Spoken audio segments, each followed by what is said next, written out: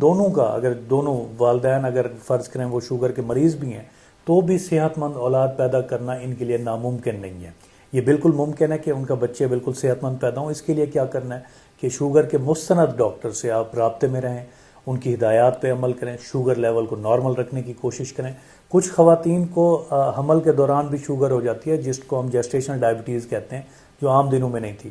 وہ کوشش کریں کہ ڈاکٹر سے رابطے میں رہیں، غذا میں اور ادویات میں مکمل معلومات اور رہنمائی لیں، اور اگر کوئی انسولین وغیرہ یا کوئی بھی میڈیسن دینی ہے تو اس کا کریں. کوشش کریں کہ ماں اور بچہ دونوں محفوظ رہیں. اس طرح کا ان کا پلان ہونا چاہیے. اچھا، کچھ مرد حضرات جو کمزوری کا شکار ہوتے ہیں، جو ازدواجی تعلقات کو ٹھیک سے قائم نہیں رکھ پاتے، اس میں مسائل کا شکار ہوتے ہیں، وہ بھی کوشش کریں کہ ادھر ادھر کے دیسی حکیمی ٹوٹکے معجون اس طرح کی چیزیں استعمال نہ کریں، خود کو خراب نہ کریں. اور اس کا درست علاج کرنا بالکل ناممکن ہے. درست علاج